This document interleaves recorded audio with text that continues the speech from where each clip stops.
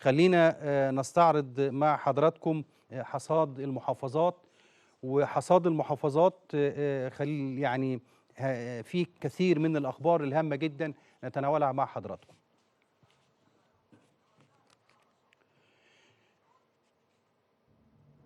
النبأ الأول من القاهرة، كتب محمد شعبان: الدكتور إبراهيم صابر محافظ القاهرة يشهد إطلاق قافلة الخير لأهالينا في غزة، والتي تنظمها المحافظة بالتعاون مع الهلال الأحمر والتضامن الاجتماعي والجمعيات الأهلية ومنظمات المجتمع المدني.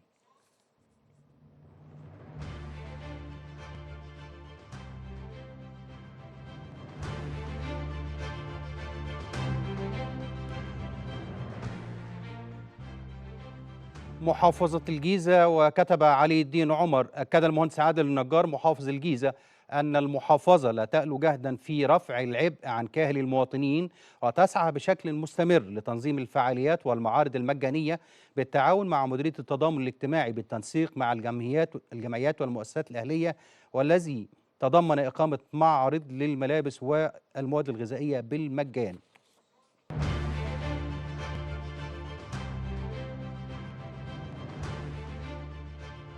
ومن الجيزة إلى القليوبية بصحبة الزميل سعيد نجيب، وزير التعليم العالي الدكتور أيمن عاشور ومحافظ القليوبية المهندس أيمن عطية في زيارة تفقدية لمصابي غزة بمستشفى الناس الخيري تنفيذا لتوجيهات القيادة السياسية.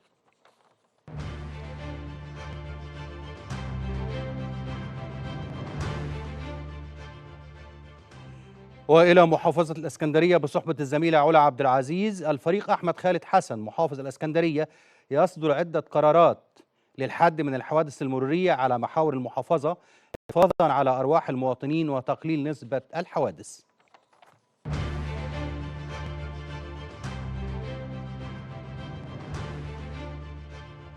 وإلى محافظة الفيوم بصحبة الزميلة إيناس عبد العزيز، حيث عقد الدكتور أحمد الأنصاري محافظ الفيوم بحضور الدكتور محمد التوني نائب المحافظ اجتماعا موسعا مع رؤساء مجالس المدن لمناقشة الخطط والرؤى المشتركة حفاظا على المال العام كحق أصيل لكل الشعب.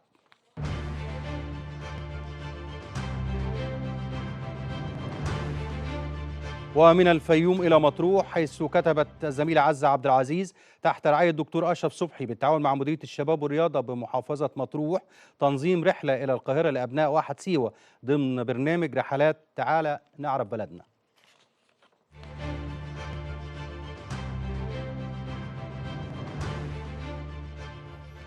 ومن مطروح إلى جنوب سيناء في إطار كتبت سهير محمد: في إطار استعداد محافظة جنوب سيناء للعيد القومي، تفقد اللواء دكتور خالد مبارك البنية التحتية لبعض المشروعات الخاصة بالمحافظة، ومنها محطة التحلية الكبرى التي تخدم قطاع السياحة بجنوب سيناء.